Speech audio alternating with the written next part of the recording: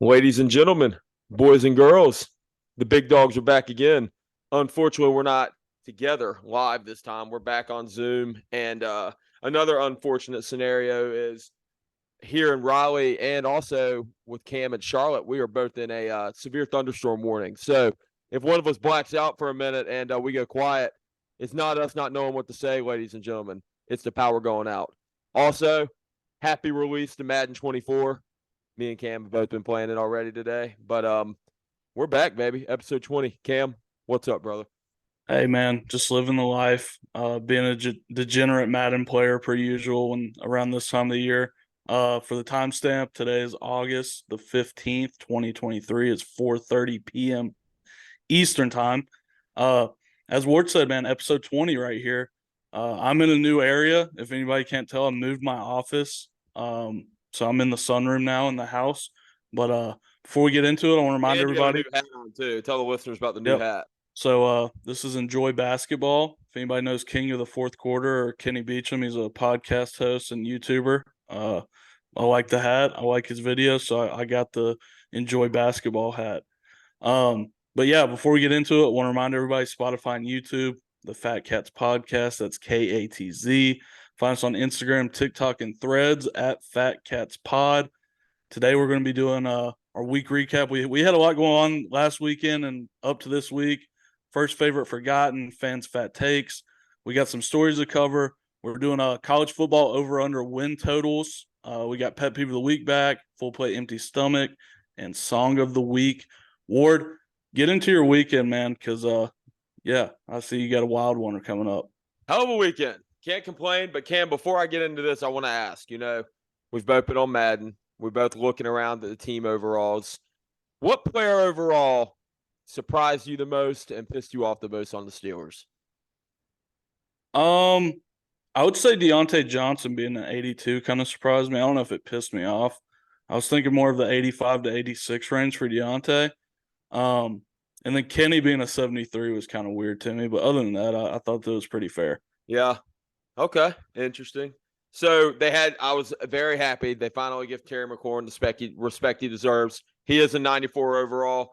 He is the only reason why our offense is good on Madden 24. But they're disrespecting my guy Sam Howell. They're making Sam Howell 65 overall. Sam Howell's the only undefeated quarterback right now in the NFL at 1-0 against the Dallas Cowboys. He does have a credible win because the Dallas Cowboys not only went to the playoffs last year, Cam, gave Tom Brady his last loss ever as an NFL GOAT quarterback. And Sam Howell's 1-0 against them, and they wanted to throw him at 65 overall. A little bit of disrespect there, but it's okay. They had Jacoby Brissett, our quarterback number 2, former Wolfpack, at a 73 overall. So I had to flip-flop them and, put Sam Howell above Jacoby Brissett. But anyway, yeah, Cam, Madden does its thing every year. They just give some guys reason to play better. But I have one for you, actually. I was looking at the rosters. I'm sure nobody's going to know these names, but Calvin Austin is a 70, and there's a practice squad receiver for the Steelers named Hakeem Butler, who was a 71. Dude's never taken an NFL snap, and he's higher than Calvin Austin. That was odd to me. Ward, real quick, what is your guy Chase Young this year on Chase Madden? Young, I think they put him at an 85, I want to say. Okay. Which he is they put Jonathan Allen at an 88. They put Montez Sweat at an 82, Chase Young at an 85, and then Daron Payne, they put him at an 84. No, they put him at an 83. So we're pretty good up front. I think those guys are obviously all a lot better. Obviously Daron Payne was a second team, or he was a all NFL or all pro honorable mention last year, Pro Bowler. Jonathan Allen was a Pro Bowler. But yeah. Exciting times. Madden's back. Gives us something to talk about. But enough of video games, Cam. I don't want to bore, especially our older audience. They're a little old. They don't play video games. But yeah, get with the program, ladies and gentlemen. But anyway, Cam, heck of a weekend. So I got to spend a lot of time with our boy, Mr. Jesus Hartgrove. G was in Raleigh. Me and him hung out a lot. I actually took him to the NC State practice facility. We rode over to Carter Finley. The indoor was wide open. So, me and G walk into the indoor. Something very funny about G. And anybody that knows G, G's a big fella, former offensive lineman. And G was in there. He was on the goal line doing his splits, doing his dropbacks, thinking he still had it, saying he could block the NC State defensive lineman. If I'm going to bet money on that one, I'm going to put money on the Division I Power 5 defensive lineman against G. But anyway, that was really cool. Got to do that. And then another thing, special announcement, Cam, I've told you this, but I haven't released this to the public. Any of the Fat Katz listeners that are located in Denver, Colorado, myself and my old lady Madison are heading your way. September 15th to September 18th. We're going to come watch the Redskins football team Commanders play Russell Wilson and the Denver Broncos. Extremely excited. Hotels booked, Cam. Flights are booked. Tickets are not booked yet. We still trying to find a deal on those. But Cam, enough about me. Tell me about Mr. Bryce Young. Tell me about Aaron Rodgers. What's going on in Charlotte? Yeah, man. So for anybody who didn't catch it, me and Uncle Weezy went to the Panthers-Jets game on Saturday, I believe. Fun atmosphere, man, for a preseason game. We're about 8 rows up on the 50-yard line. I told him we'll never get a better seat for an NFL game in our lifetimes. But yeah, Bryce Young didn't look bad. Everybody else looked terrible on the Panthers. It was a tough game to watch as somebody who wasn't really pulling for anybody. If I wasn't there with my uncle, I probably would have left around halftime. But he's a diehard Jets fan, so we watched. And, dude, the Jets are tough, man. They've got a lot of dudes at the right positions. They've got like 6 pass rushers that are good to great. Aaron obviously didn't play, but the running backs, when they've obviously added another running back since Saturday. But yeah, man, the Jets look good. I do want to say Donovan Knight play. He played well. He had a fumble, but it was overturned. Okay. He was getting second-team reps behind Michael Carter, so I would assume he's going to get third-team reps from here on out. But I think he's going to make the team. He got more carries than Michael Carter, I believe. I hope he makes the team. I was really just having this conversation last night. I hope he makes the team, but you got to remember they also have dude from Ole Miss they drafted last year. You know who I'm talking about. It's Michael Carter, Donovan Knight, and then the guy they drafted last year from Ole Miss. I'm drawing a blank. He was huge in fantasy last year. Listeners, drop a comment. I can't remember what his name is off the top of my head. He was great in fantasy last year. And then, obviously, they just pick up Dalvin Cook. Yeah. So, I got to figure out this guy's name. Cam. Yeah, I do want to give we missed it on our intro last week. Breece Hall. Breece Hall, yeah. I think he was Iowa State, yeah? Was it Iowa? I thought it was Ole Miss. I might be wrong. Who knows? I do want to say happy belated birthday to James Fry out there. The young man turned 23 on Saturday. We had it in our first cut of our introductions that got deleted and didn't do it the second time. So I want to say happy birthday, Jay Fry. And as we get into it for episode 20 here, Ward, we got first favorite and forgotten. I'm going to let you go ahead and knock it out, big dog. Mr. Fry, happy birthday, brother. Can't wait to celebrate. And let's go ahead and first favorite forgotten. For first, I'm going to throw in arguably the best running back ever, the best Lion ever. I can tell you that, Mr. Barry Sanders. Yeah, he was up there for me. The first guy that came to my mind, though, playing him twice a year for almost my entire childhood, Ed Reed, arguably the best safety of all time. He's in the top tier with guys like Ronnie Lott and Troy Polamalu. So Ed Reed was my first for episode 20 here. If anybody knows about Home Depot, anybody knows about that orange number 20 car that was kicking ass and taking names when we were growing up, knows about Mr. Tony Stewart. I am a NASCAR fan, grew up going to NASCAR races. My dad, my pops is a huge NASCAR fan, big Tony Stewart guy. So my favorite number 20, I'm throwing the Home Depot Tony Stewart out there. For my favorite number 20, although he wore 34 for most of his career, I'm going to go Jesus Shuttlesworth, Ray Allen. Between the big four Celtics teams with Rondo and all those guys, and then obviously, the shot with Miami to kind of cement LeBron's legacy in his first title. Ray Allen is my guy here for my favorite number 20. I saw that. I was looking at Ray Allen. I was like, dude, I got it. Ray Allen's in there. I also thought about Ed Reed as well. Obviously forgot him. I was looking, I did a little bit of research on this one, which is about to get into my forgotten. The first two came off the top of my head. And I was like, who else did 20? Those guys came to mind. But this individual, the 3-point left-handed specialist. I don't know why. I wouldn't even say this guy's a forgotten. I just was doing research, and I was like, I forgot this guy wore number 20. And he's Spurs legend, 3-time NBA champ, Manu Ginobili. Yep. Invented the Euro step, brought the Euro step over to the United States, Ward. With my forgotten here, I'm going to go Brian Dawkins, man. Brian Dawkins. If Troy Polamalu and Ed Reed don't exist, we're probably talking about one of the greatest safeties of all time. Played him twice a year. Tell me about it. Yeah, I mean, the dude was a heat-seeking missile. He'd take your head off over the middle, and him and Ryan Clark are almost single-handedly responsible for the player safety movement. Yep. Those dudes would knock your brain out. I do want to give a shout-out to Rondé Barber, who also wore 20 in the rest of the Hall of Fame class going into Canton last weekend.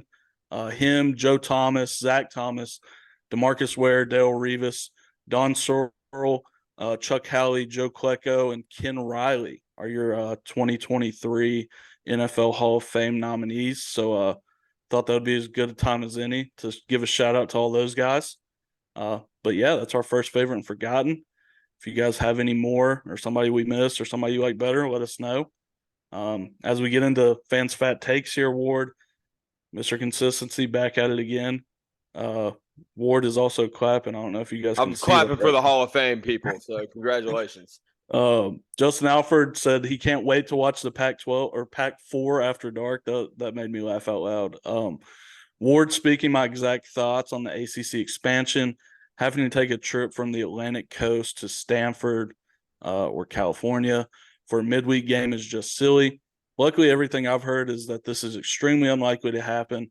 I'm hearing the same things now, but it was just funny, Ward, to see like that was a possibility for even a slight second. Haven't heard much about where Clemson would go. They seem to be taking a slow approach since the grant of rights has them tied down. I said that ended in 2027, Ward, last week. I looked, it ends in 2036, which is insane. The Tigers are the face of the ACC. They're not going anywhere. And then he also says it will be interesting to see what college football conferences look like over the next 10 years. I agree. I think we're going to be looking at NFL light in the next few years. But our guy Reed Fern also has he says it's not a fat take, just a take. Stanford should do like Notre Dame and just go independent, play teams on the West Coast. I agree to an extent, Ward. I don't think Stanford has the brand that Notre Dame does. Although like it's kind of like a Dollar Tree version of Notre Dame in a sense with the academics and the success. It's just on a different coast. But like I said, I think it could work. I think that they probably need to try to get in the conference though. Yeah, I think they should. I'm curious what conference they're going to do. I have heard a little bit that the Stanford and whoever else, Stanford and Cal joining the ACC. I've heard that is a little bit of a long shot now, which I agree with. I think it's ridiculous that they joined over here. And Cam, was it you telling me that brought up the example about athletes' mental health in the NCAA? Yeah. I thought that was a great point. I don't know if you talked about that live or if you talked about that. I've used that take multiple times when talking to people about this, and I think it's a very great point. So shout out to you for that. But yeah. There was something else I wanted to say here too. I forgot what it was I was going to say, but yeah, two really good takes. And Cam, I'll pass the ball back off to you, brother. Yeah, I do want to touch one more thing. Reed Fern said he said this is a super fat take, but he wants to see Tulane back in the SEC, noting that they are 3-time SEC champs. I don't think we'll see that happen, although that would be funny to see the former SEC domination Tulane Green Wave come back into the league. I didn't think that it'd be possible for a team worse than Vandy to be in the SEC. If Tulane comes over, we'll see that real quick. I do want to say one thing. We want to say thanks for all the good reviews about our in-person podcast. It was nice to see the kind words everybody had. We're going to be doing it more often, and this is only going to give us more reasons to do it more often.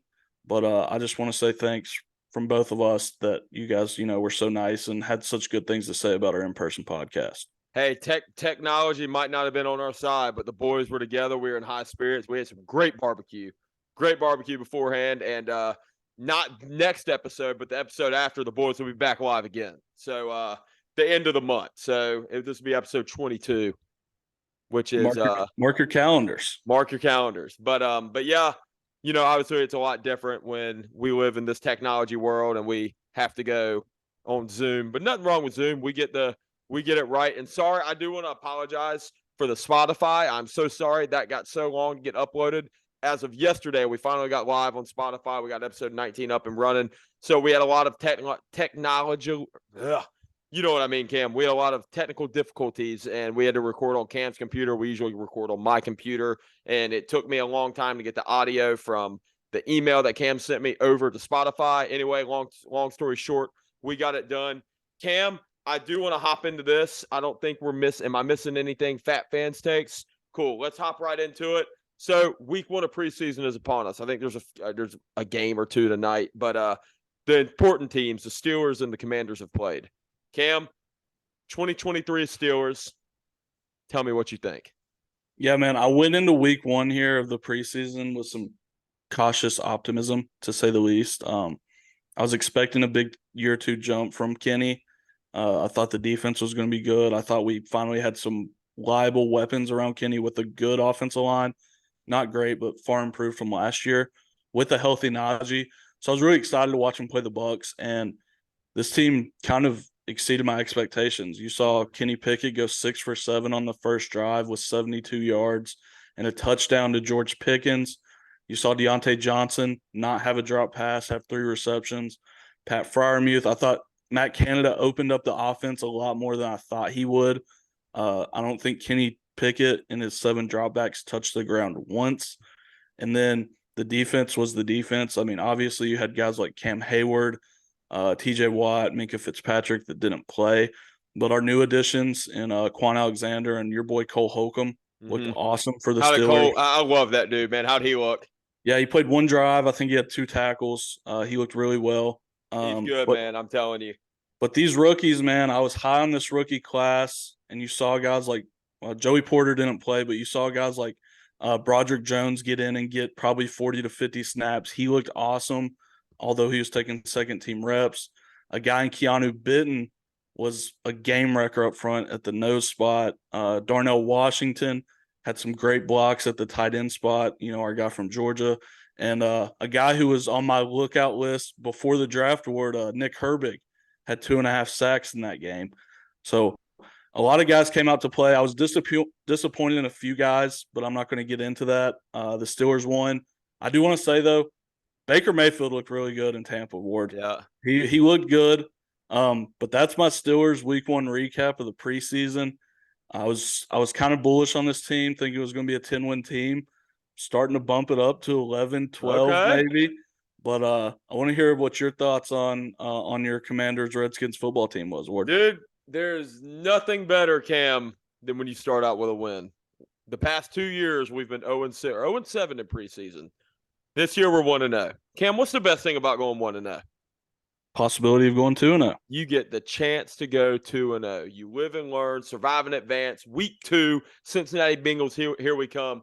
But I was extremely, extremely impressed with our offense, Cam. So I'm not sure if you watched or not. We played on Friday night. We were supposed to kick off at 7:30 due to Cleveland, the nasty, grimy city. We actually had to push that back. Kickoff wasn't until almost 9 o'clock due to rain and thunderstorms. So is it raining there? Yeah. It is absolutely pouring here. I was just looking out the window. That's why you keep seeing me do this. But anyway, whatever was in Cleveland is now in North Carolina. But anyway, Cam, Sam Howell looked electric. Sam Howell came out 9 for 12 on 2 drives, came out 9 for 12. He threw for 77 yards. He also threw for a touchdown. This was in the rain. He should have been 11 for 12. 2 of those throws were drops. He had 26. He had 2 rushes for 26 yards. He also had a great 26-yard touchdown throw to Jahan Dotson. It's been all over ESPN. Not sure if you saw it. But what impressed me the most, Cam, is Sam Howell finish. I know it's only preseason, but he did finish with a 119.1 QBR in this game. I think, he is a rookie. Well, he's not a rookie, but he is a rookie. And I think he has a very valid chance of being a good quarterback this year. I hope so. Our offensive line has some struggles. He has the wide receiver talents. I'm just, I'm optimistic. I hope so. But, defense on the other hand, I'm telling you right now, Deshaun Watson is going to be good this year. That Browns offense, they had 2 drives. They marched down on us. They got inside the 10-yard line both times. We had a good stop on the 1-yard line. 4th and goal, stopped them. But Deshaun Watson looked great. He was throwing the ball. He was running the ball, making great passes. Footwork looked great. He's going to be a problem this year, I think. They had their wide receiver play looked good. Nick Chubb didn't play, but I think their offensive line looked good. I think they're going to be better than people think they are. The only person that can hold that offense back is the play caller, man. Yeah. Kevin Stefanski gets a little bit too cute sometimes, in my opinion, which I don't get mad at being a Steelers fan, but there's no reason that offense shouldn't be running the ball 25 to 30 times a game. Will they? It's up to Stefanski. I do want to say, to your point, though, I've been super high on Jahan Dotson since his Penn State days. Real life and fantasy-wise, I think he's going to be awesome this year. He's going to I'm calling it right now. He'll lead our team in touchdowns this year. He might even have more receiving yards than Terry. We'll see. But he's Sam Howell's guy. He's going to get the red zone touches. So something I want people to watch, and I'm not going to say that – I'm not saying Terry is Antonio Brown, but look for a season similar to Juju's rookie season with the Steelers when he had AB taking guys away from him in his second year. Being the second receiver on an offense like that usually relates to really good stats, even though you might not be the better receiver. I think Jahan Dotson's going to open some eyes this year, big time, Ward. Me too. I think the biggest story in sports right now, Ward, is Michael Oher. He's officially come out and said that the blindside story is not true whatsoever. He came out and said that he was actually never officially adopted by the family. They just made him sign a piece of paper to say that they can make all of his financial decisions in the future, which he said led him to go to Ole Miss. He said he didn't want to go to Ole Miss. He's been outspoken since the movie started that not this bad, though. Not this bad, but like little hints there. Like he always said, like he wasn't as bad as the movie started out. Like he had seen a bed before, unlike it says in the movie. Like he had more than one pair of clothes. But this kind of just brings it all down. The biggest question I have is Sandra Bullock's Grammy on Fraud Watch. I don't know, dude. That's still, I will say, incredible movie. One of the best football movies of all time.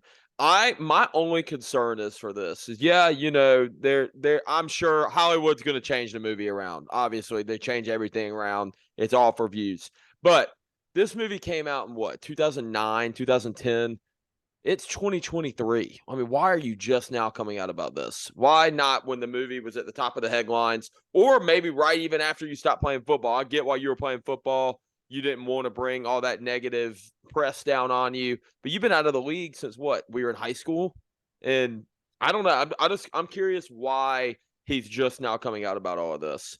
That was my first thought. Like, why did it take so long? But I will say, like, I don't think there's a question about it or an argument to be had that it affected his career. Yeah. I think as good as he was throughout his career, he was always known as like the blindside guy. He always will be known as the blindside guy. Yeah. So I could see why he would have some like bad faith towards that movie, just because he wasn't able to like be known for his actual football career instead of his circumstances. Yeah. But like you said, I don't know why it took till 14, 15 years after the release date to come out. That's neither here nor there. I just thought somebody on the street must have called him Big Mike, man. It gave him bad memories, and he got pissed off and said, "You know what? I'm Mike. I'm not Big Mike." I don't know what happened, man, but it's a weird story for sure, but it was something that I thought would be funny to cover a little bit. Something not as funny to cover, if you have a rookie quarterback, man, they all looked bad this weekend. First starts in the preseason, all got time, whether it be starting or coming off the bench for one particular guy in mind. But yeah, man, there was not a good day to be or good week to be a rookie quarterback, Ward. Yeah, I'll go ahead and give a quick summary on all three of them. Bryce Young, week 3, he will probably be hurt. He was getting absolutely destroyed out there. His offensive line was leaving him out to hang. A lot of Panthers fans were saying, I don't know why they put Bryce Young out with the second-team offensive line. That was not the case. That was the first-team offensive line. So, Panthers fans, sorry, don't get upset. CJ Stroud, I think it just proved that the Texans have absolutely no help behind him. He looked like a lost puppy back there, not knowing who to throw the ball to. And Anthony Richardson, Cam, just looked like Anthony Richardson. He was throwing ball off his back foot, throwing the ball over receivers' heads, and it's going to be an interesting year to be a rookie quarterback. Yeah, I agree. I agree with your breakdown of all those guys. I was in person for the Panthers. I can assure you guys that was their starting offensive line from last year at least. If I'm the Panthers, man, I hate to say it, but I'm throwing Matt Corral out there this year and letting him get beat to death instead of Bryce Young. Not Bryce Young, not your. But I do want to say my guy Will Levis didn't look very good either. I heard he didn't look good either. Yeah, he looked bad. He's also getting third-team reps behind Malik Willis. So I don't know if Will Levis is going to make a roster this year. But yeah, man, rookie quarterbacks definitely got their welcome to the NFL moment. As good as as hyped up as this class was, and I'm not like one preseason game isn't like an indictment on these guys, but you can kind of see why people were kind of tapering expectations for this QB class, because it's not the elite of the elite that we thought, kind of a year removed. But yeah, QBs rough start to their careers. Just some quick news: Dalvin Cook signing with the Jets with a 1 year, up to $8.6 million contract. Zeke signing with the Pats with a 1 year, up to $6 million contract. Running backs, man, getting these incentive-based contracts quite steadily now. Ward, who has the biggest impact on their new team? And do you think either of these guys are overpaid, underpaid, or just right? One, shout out to the live audience. Bartender Madison just showed up back from her rainy shift at work. What's up, Madison? But yeah, I think that the running back that makes the biggest impact on their team, one, Ezekiel Elliott. Historically speaking, look at running backs for the Patriots. They got like 6 of them. So they're all going to share snaps. He's not going to make a difference. He's fat and slow. Dalvin Cook, on the other hand, stays healthy. I think he can make a tremendous difference. If this shows, Cam, how much that the running back is undervalued in the NFL, after all these running backs were signed this weekend, not one person, even the Jets, they signed one of the best running backs in the league, Dalvin Cook. Their Super Bowl winning percentage did not go up at all or down at all. It just stayed where it was. So, obviously, running backs don't matter. They don't play a big key role. And what do you think? Hey, was Zeke overpaid 1 year, $6 million? I don't think overpaid is fair. What about underpaid? Or is that his line?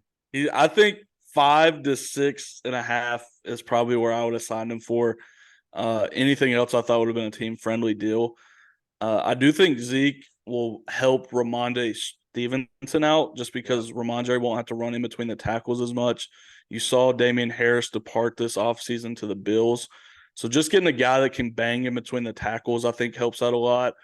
I don't know if Zeke's body will be able to hold up for an entire season, but for the first time since really the last year, I would say he's actually splitting carries with some guy. Yep. Tony Pollard last year, obviously. I think Dalvin Cook for sure has the biggest impact just because I think the Jets are a better football team. I think the Jets are going to be good, man. Yeah, I agree. Have you watched Hard Knocks? I've watched the first episode, yeah. I haven't even watched it yet. I've heard they look pretty good on film, though. I was talking to Weezy earlier. Their defensive coordinator is awesome. I don't know how great of an X and O guy he is, but just listening to him talk, he's a football guy. I watched something I saw a clip today from Hard Knocks, and Aaron Rodgers has the quarterbacks do something where they all sit there and throw a football at the pylon. Did you see that? And anyway, they're all doing it, and they'll say like, I don't know, like ridiculous stuff like ketchup and ice cream, just something in their back throw to kind of mess them up. And Nathaniel Hackett was throwing, and they went, Sean Payton. He went, good one. Hey, man, let's talk about Sean Payton real quick, because you went out of your way to talk all that junk to Nathaniel Hackett, and your first 2 drives with Russell Wilson did not look good. I heard they looked awful. I didn't watch it, but I heard the Broncos are not looking too good. I think in their first 2 drives, which was starters, they gave up 4 sacks for it. Just wait till the boys from Washington come into town. And this is against Arizona, by the way, who don't really have like a top tier. Like they had I forget his name, the kid from Tulsa we both liked that played Mike, but he's moved Zaven something. He's moved to edge. first year playing edge, and he had a sack and a half. So yeah, Sean Payton, man, let's get these guys going right before we start talking. But Ward, I know you have some news out of New Orleans, and I'm sure Reed Fern will like to hear this. But Derek Carr, is he looking good down there? The NFC South, all you Panthers fans, that I'm going to start comparing Panthers fans to Cowboys fans, because every year I swear that they're the boys. They're winning the NFC South. No, you're not. I think the only experienced quarterback in that division is Derek Carr. Derek Carr looked great. I don't know. I don't have his stats put up in front of me. I know he had 2 drives, 2 touchdowns. I think he went 12 for 13 or something like that. He looked, I mean, their offense, obviously it is preseason. It is preseason. But offense looked good. They were clicking on all cylinders. And I think this can be a scary team in that division. I think that can be a very scary team coming into this year season. Yeah, I agree. He's by far the best quarterback in that division. How did Desmond Ridder play? I didn't watch the Falcons, to be quite honest with you. I wonder how many games he has to lose before they bench him and put in Taylor Heineke.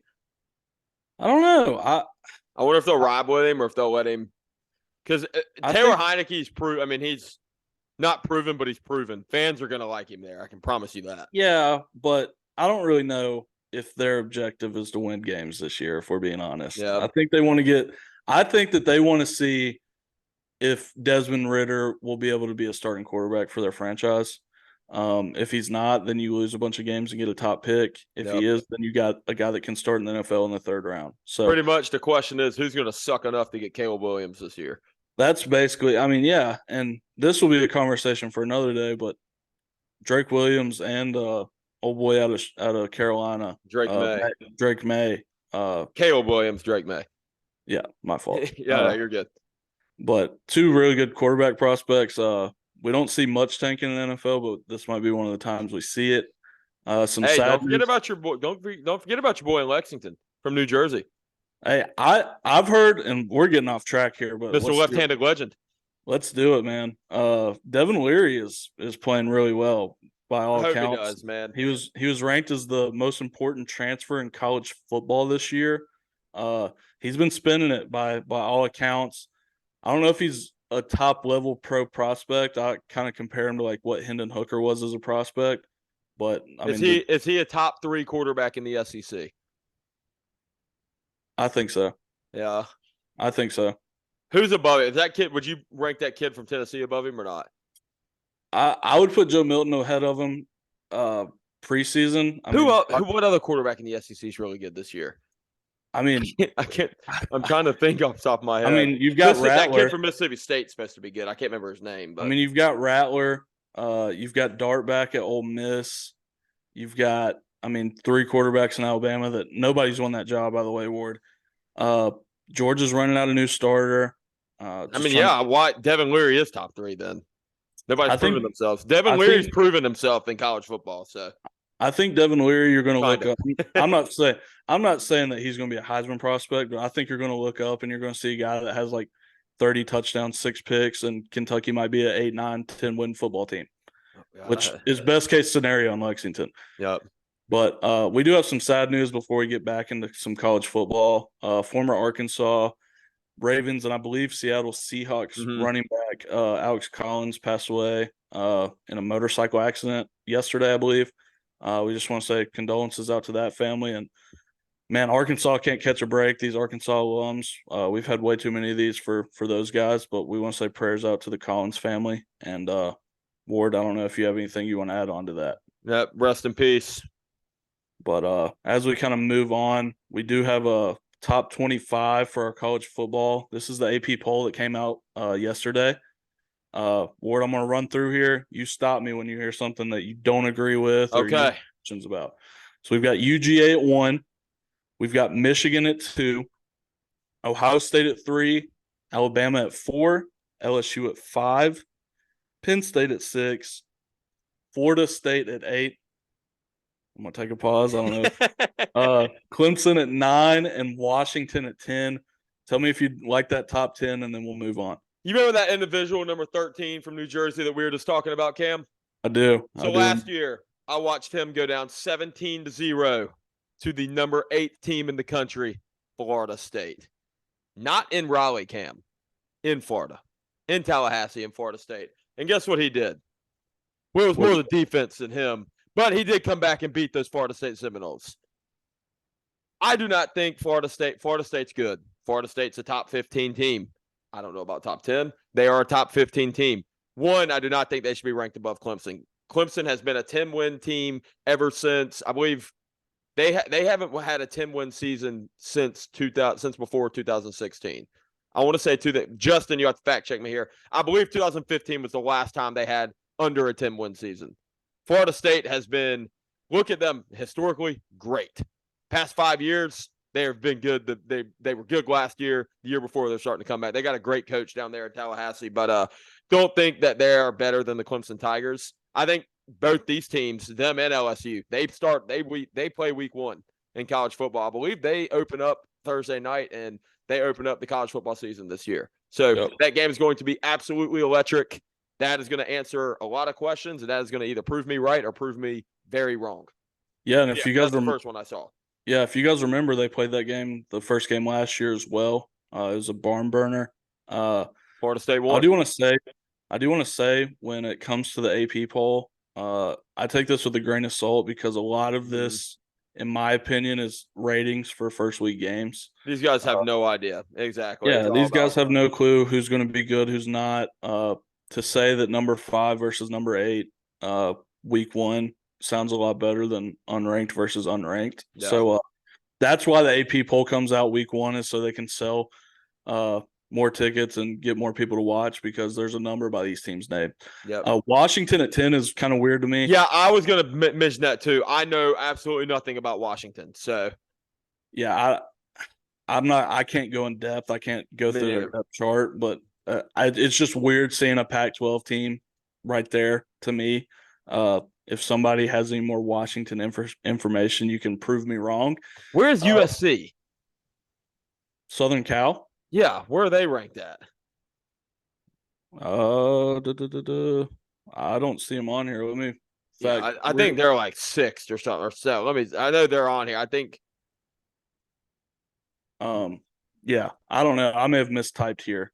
No, I'm curious where they're ranked at. USC ranking. Oh, God, that's not nationally. I don't care about national. I care about football. Okay, I can't find it. Cam, you start talking. I'll find it in a sec. Yeah, so. Number 6. Number 6. Okay, so I messed that up. I think Penn State was 7. They're 6, and then 8, 9, 10. Yeah, I skipped 7. My fault, everybody, for that one bad podcast and 2 me mistyping. But as we go on, we've got Texas at 11. We've got Tennessee at 12, Notre Dame at 13, Utah at 14, Oregon 15, Kansas State at 16, TCU at 17, Oregon State at 18, Wisconsin at 19, and Oklahoma at 20. That second 10, Ward, is anything popping out to you that you just can't stand? Oklahoma at 20. I know they had a good recruiting class, but they finishing under, or I think they finished right at 500 last year. I know they're a big name, but curious to me how they got a top 20 role or how they got a top 20 ranking coming in. TCU, I know they lost a good amount of people. Really curious to see how they do. I saw their over-under win total was like 9 this year, so they're projecting them to be pretty good. But yeah, everything else here checks out to me. It makes pretty good sense. What about you? One thing that is weird to me is we see Utah at 14 after losing Cam Rising, their starting quarterback last year. And then Oregon State with DJ Uiagalelei at 18. Oregon State wasn't – I think they were a 7 or 8 win ball club last year. To add DJ Uiagalelei to that team, I don't think that bounces you into the top 18. I think he's going to be better this year and kind of a more open West Coast style offense.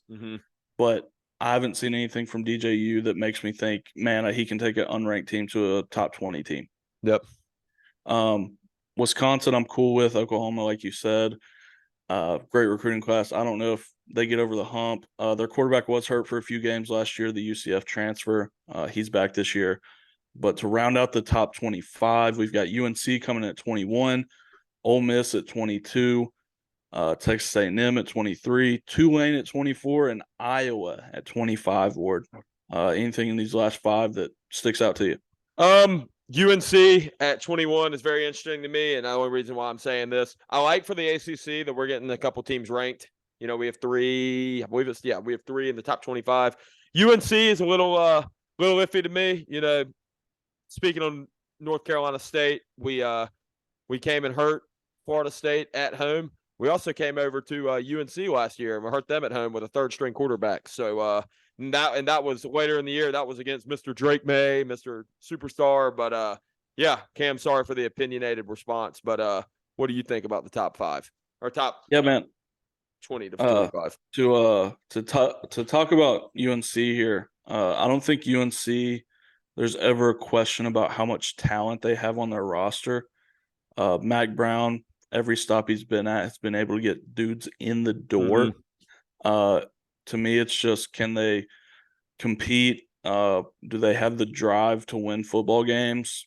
Are they well coached? Are they technically sound? And for most times in his career, the answer to that question has been no. And even back.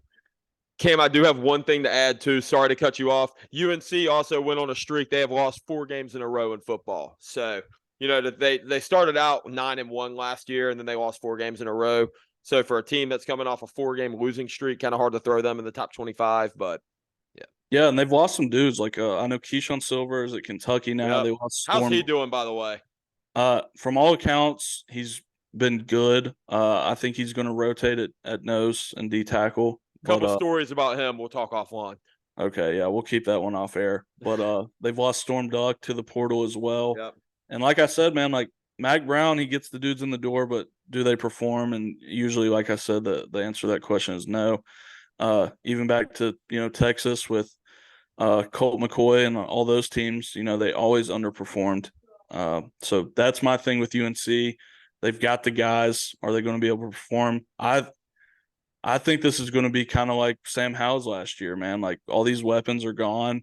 You've got a great quarterback with subpar weapons in the ACC, and it just doesn't look very good. Yeah. I like Ole Miss at 23. I could see them being a top 15 to 20 team this year with Jackson Dart back, and they got Judkins back in the backfield, a strong receiving core. Lane Kiffin's always going to kill the transfer portal. This year was no different. A&M, don't trust their quarterback whatsoever. They always have quarterback troubles down there, and I don't think this year is going to be any different. But moving on, man, we got some college football over-under win totals. Cannot wait to get into this, Cam. College football's back, baby. Yeah, it is. Starting off with the ACC award, and I think I know what your answer is going to be to this. And I do want to say disclaimer to all our listeners. If you back this, we are not financially liable to pay you back if we miss every single one of these picks. This is just what we think. We're not putting – I mean, I can speak for myself. I'm not putting money down on each one of these picks. It's just kind of what I think. But starting out in the ACC award, we've got Florida State at an over-under 10. So there's the possibility for a push with the 10-win season. Where are you betting here? Cam, I am actually going to take the under here. I think this all depends, and this opinion to me is going to change based off how they play week 1. If they come out and beat LSU, Florida State is a national championship caliber team. If they not national college football playoff caliber team, if they come out and get beat week 1, I do not think they're going to make this over under 10. You got to think about it, man. The ACC Atlantic division, ACC is split off in the Coastal and the Atlantic. Carolina's in the Coastal. All the teams I'm about to name are the Atlantic. Florida State is going to have to beat or play and beat to get 10 wins. NC State, Clemson, Wake Forest. That's a pretty big 3 teams they're going to have to play. So, and those are just the top 3 talent-wise. They also play Miami every year, which is in the Coastal. Carolina's in the Coastal. So, yeah. I'm going under, Cam. Don't forget to throw Louisville in there, man. But 3-win Louisville. When they're good, I'll throw them in there. And you also got to think when it comes to this win total, a lot of teams get 3 or 4, FCS or G5 games. Florida State doesn't get that luxury this year with LSU week 1 or week 0, I should say. And the thing is too, Cam, sorry to cut you off too, is even, NC State, Clemson, Wake Forest, Florida State, those are the top 4 in the Atlantic. But they're sneaky teams, man. The teams that will come down. People forget Syracuse was a good team last year. Syracuse was an 8-win team last year. They're a sneaky one. Boston College, they weren't very good last year. State lost 4 games. They came to Raleigh and beat State. Boston College is going Louisville. I wouldn't throw them up there yet. But you never know, man. These teams up north, they're sneaky. So, they could beat teams like that and then go up and lose a team to a Boston College or a Syracuse or somebody like that. Yeah, and Boston College every year seems to win a game they shouldn't. They have the trenches, Cam. Yeah, they do. But like I said, I'm gonna rock with you. I'm gonna go under on the 10 here. And even if they win 10, we get the push. So no big deal there. Clemson also set at 10, push and play. I'm gonna get this out of the way. I'm gonna go under, and the only reason I say under is for the reason you listed right there. There's a lot of good teams in this division, and I think this is going to be one of the few years where Clemson kind of has a new quarterback. He played in the bowl game last year, obviously, but new quarterback. I think they're going to get beat up a little bit in that conference, which is improved from last year. So I'm going to go under. I would put it if it was 9.5, I'd go over, Ward. Yep. Cam, a little bit different than you. I'm actually going to take the over here. Clemson, they do have some question marks coming into this year, but they are the best coached and they have the best coaching staff team in the ACC. Since 2016, they have not had a winning season, or they have not had a season under 10 wins. So because of that, I am going to take the over. Historically speaking, they're like the Alabama of the ACC in college football. So taking over there. Yep, and we've got UNC here in our great state of North Carolina. Over under set at 8.5. Ward, what are you rocking with here? Dude, I have absolutely no idea. I know they have a great quarterback coming back, and I hate to say this, but I think I am going to take the over. I cannot stand. I don't know if I hate the Cowboys or Carolina more. They're like right there up top for me. But, they do. Like I said, they have Mac Brown leading the helm. They have Drake May coming back. And also they're in the Atlantic Coastal. I mean, the only team – or they're in the ACC Coastal. The only team they have to beat is Miami. I mean, everybody else in the Coastal sucks. Maybe Pittsburgh. You could throw them in there. They're okay. I mean, they were a 500 team last year. But I don't know, man. I think I'm going to take the over here. Yeah, I'm going to take the under here. When I look at I love it, Cam. I love it. when I look at this UNC football team, even with Drake May at the helm, I see a 7-win football team. I love it. I'm going to go under here. And then to wrap up with the ACC teams we're covering today, we've got your Wolfpack, the NC State. They're set at 6.5, Ward. That's an awful tasty line, if you ask me.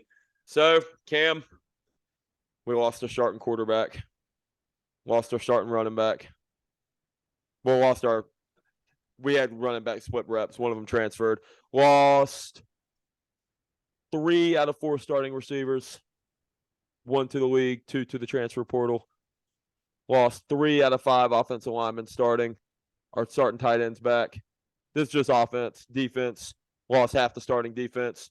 Give it over, baby. Go Wolfpack, baby. Run with the Wolfpack all day. I like it, Ward. Look out for 2 Butler Bulldogs to be starting in Wolfpack land this year.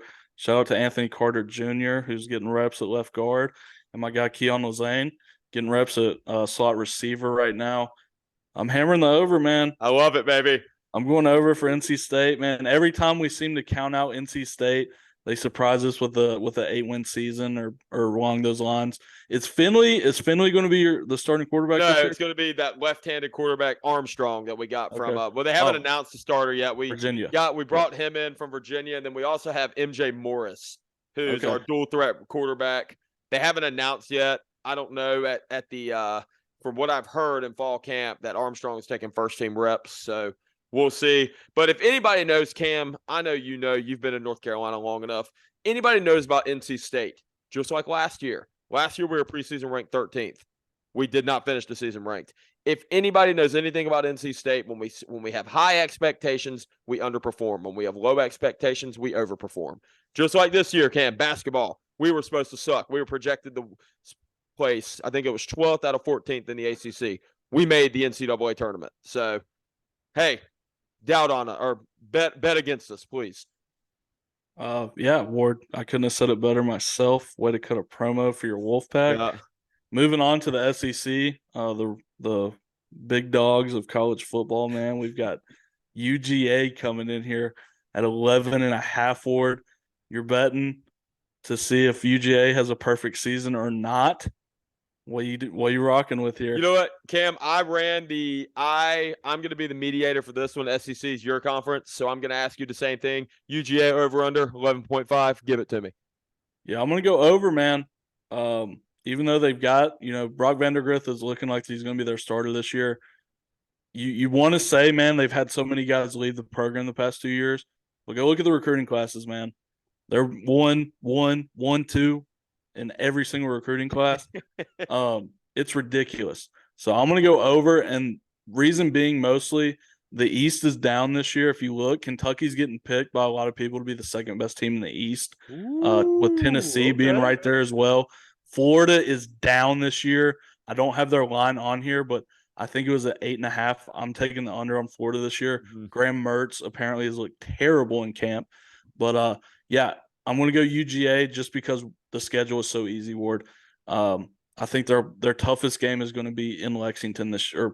Actually, it's Kentucky in Athens. So I think the schedule played out for them really well. I'm gonna bet on them to once again have a 12-win season, and we've got Bama as well here at 10.5.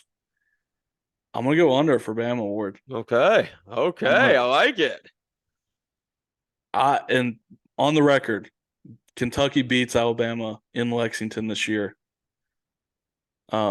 No, the quarterbacks, man. That's what it is. Damn, if you were confident on that, I would go straight to Cherokee Casino right now and bet your life savings on it. And if you win, you'll be able to buy 10 houses. You'll be able to buy your house and the house next door. I understand the talent on the Alabama roster is incredible. I understand Nick Saban's the greatest coach of all time. I also understand that I watched Jalen Milroe play 3 games last year, and he couldn't hit the broadside of a barn. They haven't announced a starter, but he's getting the first team reps. Also, Alabama's going to be playing in November in Lexington. Them boys ain't used to the cold, man. So I'm going to go under, man. And it's hard to say when you see the 10.5, but I'm going to go under for Alabama here. Love it. So Cam, go piggybacking off Georgia. I'm taking the over. You hit the nail on the coffin with that one. With Alabama, I'm going to differ from you here. I am taking the over. I think Alabama is going. They have been good ever since we were talking. Before we had facial hair, Alabama was good. So they still have a great recruiting class coming in. They still have Nick Saban running the show. So I'm going to take the over there. Cam, LSU over under 9.5. Give it to me. Yeah, I'm taking the over here, Ward. You are confident in them boys in purple and gold. I think that this is, kind of similar to the Joe Burrow year, and I'm not saying that it's going to be a national championship football team, but you look at kind of the trajectory of both teams. Both teams went 8-4, and then with a junior transfer quarterback comes back the next year. They kill the transfer portal. Great skill players around them. They go win a national championship. Again, not saying this is a national championship football team. I do think they're the best team in the West, top to bottom, when it comes to roster. Mm-hmm. I think Brian Kelly in year 2 is going to take a huge jump. And, to the same sentiment you had with Florida State, man. If LSU comes out and wins week 0, man, that's a statement win to start off the season. And I think they win that football game. I really think that they're the best team in the West this year. I'm taking the over as well, Cam. And I believe in Brian Kelly. I think, it all starts with a great leader behind you. I can't quite compare them to 2019 LSU, but I'm taking the over. I think LSU is going to be a good ball club this year. What about Tennessee? Over unders 9.5 or 9.5. Yeah, I'm taking the 10 under. games or are they winning 8 games, Cam? I'm taking the under, man. As great as my guy Joe Milton looked in that bowl game against Clemson, I've watched too many games and I've gotten too high on Joe Milton. I think in that offense, don't get me wrong, as a quarterback, that's one of the easiest offenses to play in because it's a one-read offense. But with that being said, I've seen him miss too many throws in his career to be able to say that for 12 games he's going to be on the dot the way that Hendon Hooker was. If you think about that offense, Ward, those deep shots, man, you got to be perfect. Like, you're going to get one guy a game that's open, but Hendon Hooker put those balls in some tight windows. Yeah. I just don't think Joe Milton can do it for 12 games. Yeah, I'm taking the under here as well, Cam. Tennessee lost their starting quarterback. They lost both of their starting receivers. And, it's hard to piggy back off of that and come in and have another very successful year. It'd be different if they are in the ACC. I'm taking the over here, but they are in the SEC. So taking the under, Cam. What about and Kentucky? real quick on Tennessee, and then we'll go to Kentucky. The thing I said about Georgia with the recruiting classes, you can almost say the opposite about Tennessee. They're closer to 25 every year than they are 15. Mm-hmm. I don't think they're bringing in talent. They didn't hit the transfer portal hard this year, and that's just more reasons to add on to it for me. But as you said, Kentucky sitting at 6.5 right now. This is an 8-9 win football team, Ward. I'm telling you. I wasn't super bullish on last year's Kentucky football team. I think their over under was set at 8.5. I think I told everybody that would listen to take the under. I'm going over here. I really think best case this is a 9 or 10 win football team, but more realistically, I think it's an 8 or 9 win football team. Yep. I am actually, Cam, I'm taking the over. Give me the over because you sided with my Wolfpack. So I'm going to be a good co-host of this podcast, and I'm going to side with your Wildcats, man. They do have my boy Devin Leary down there.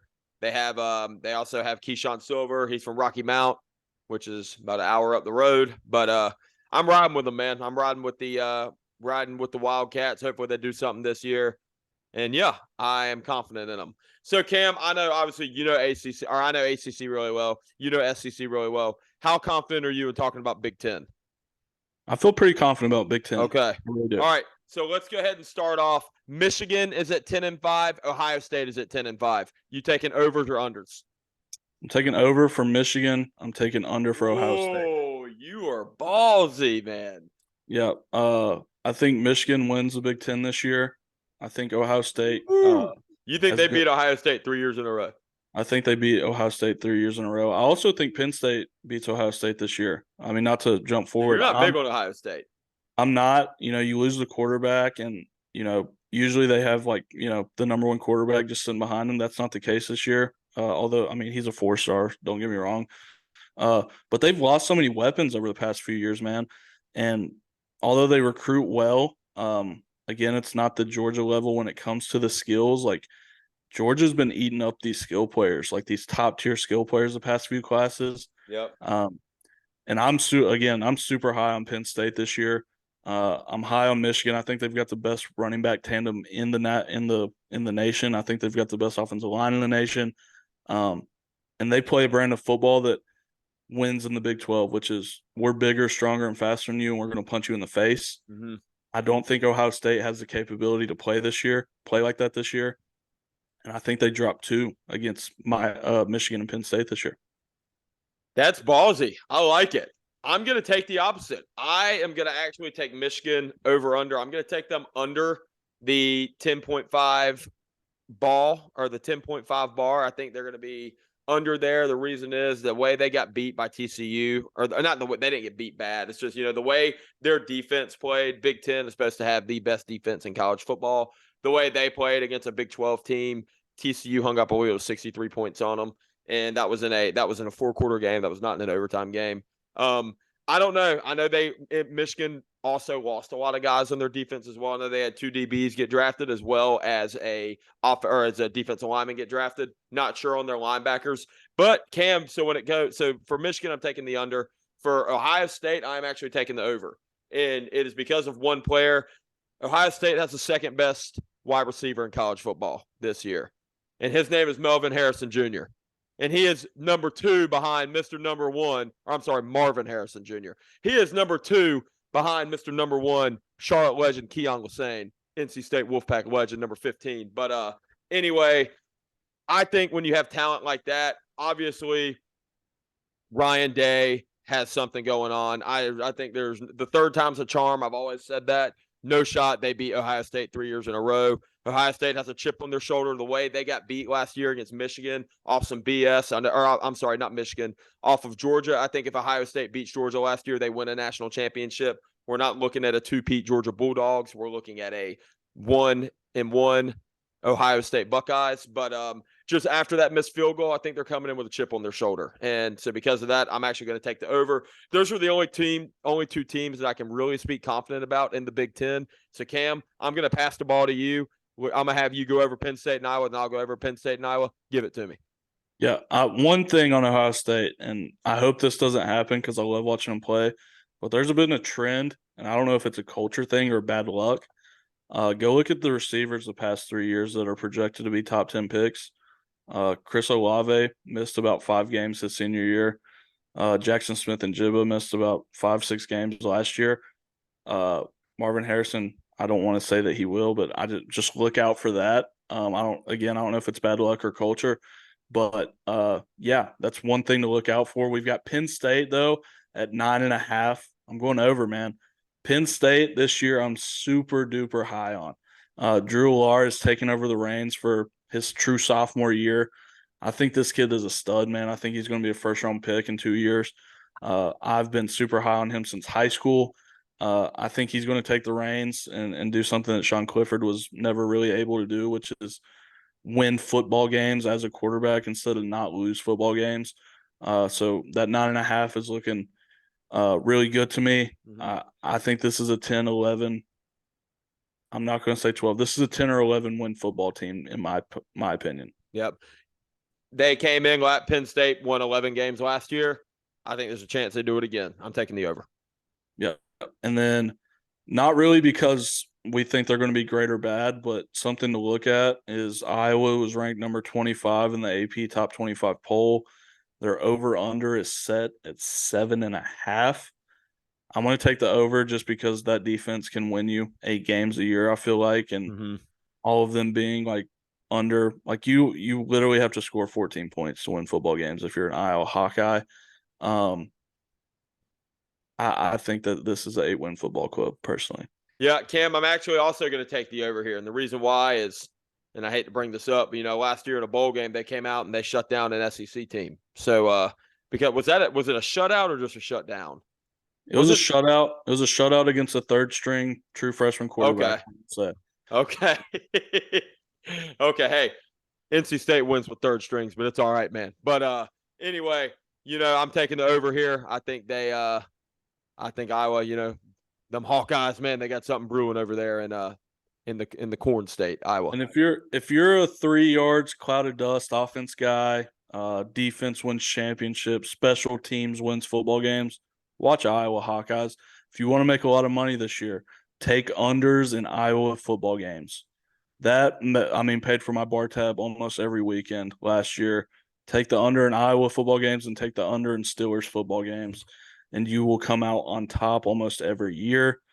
Moving on to the Big 12 awards conference, I don't want to say I'm super confident about just because I don't get to watch them as much.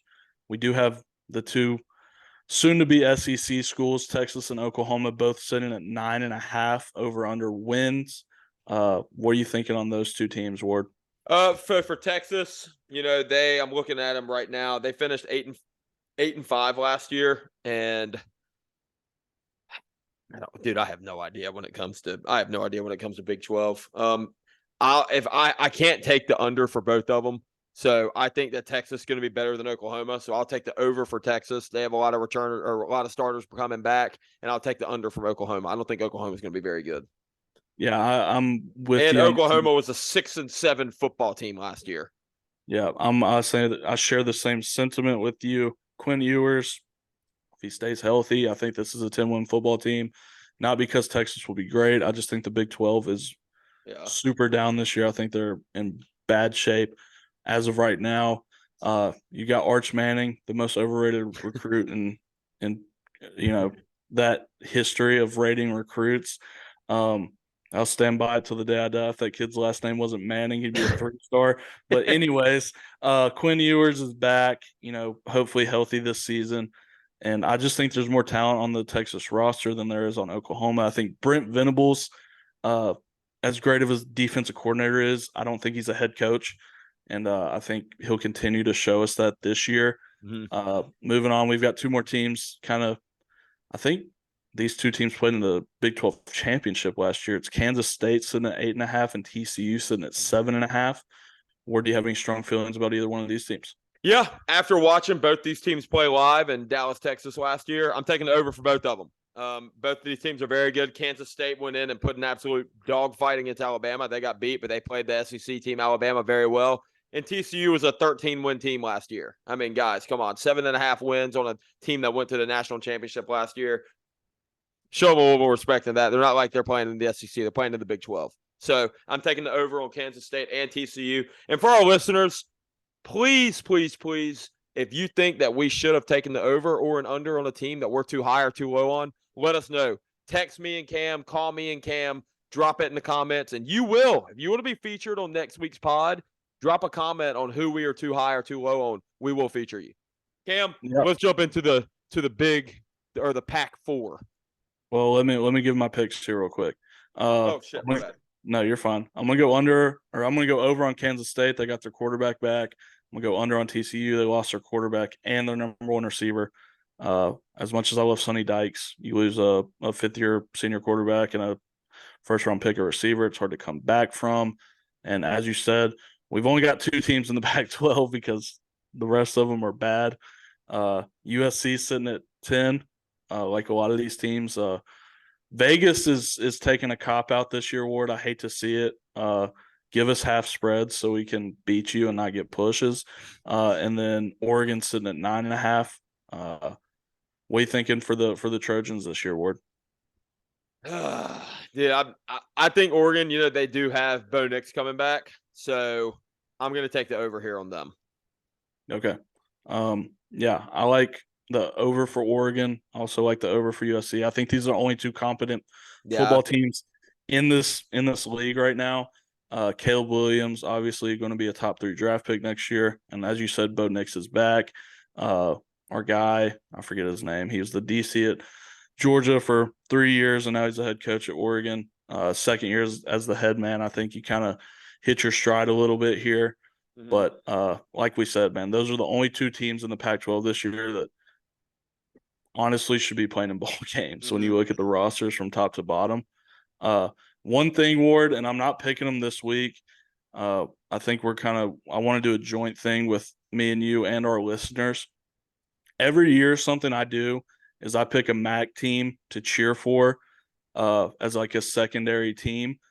And I want the listeners, I want you to be in on this so we can have like a community kind of secondary team all together.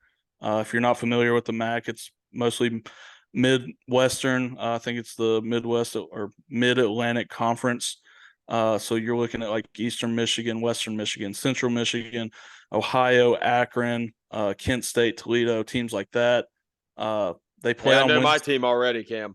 Well, we'll get in. We'll take votes. We'll talk. We'll pick a team. But they play Tuesdays, Wednesdays, and Thursdays during the season. So give us all somebody to watch. At 8:00 during the week. And like I said, man, they're probably not going to be playing any of our favorite teams this year, whoever we pick. So put your votes in for who you want our MAC team, the Fat Katz MAC team this year that we want to cheer for. And if we have too many differing opinions, well, I'll just pick separately. It's no big deal. But that's wrap for our over-under win totals. If you back us and you win, you owe us 10% of your money. If you back us and lose, we don't owe you a dime. And as we get into it, Ward, as we wrap up here, we got Pet Peeve of the Week. Pet Peeve of the Week, the listener's favorite. And I wish I could take my girlfriend's phone to show you this right now. My Pet Peeve of the Week, Cam, there's nothing that drives me nuts more. This might even be worse than cheap toilet paper. And it is unread text notifications. I don't know if you know anybody that you go on their phone and they have 700 unread texts. Cam, I've never looked at your phone. I'll be sitting on the couch with Madison, and she'll be playing on it, and it looks. This girl has texts that she has not answered from 9th grade of high school, Cam. Get a life. I mean, I get at one point in life you want to be cool and say, oh, I have people texting me. I'm cool.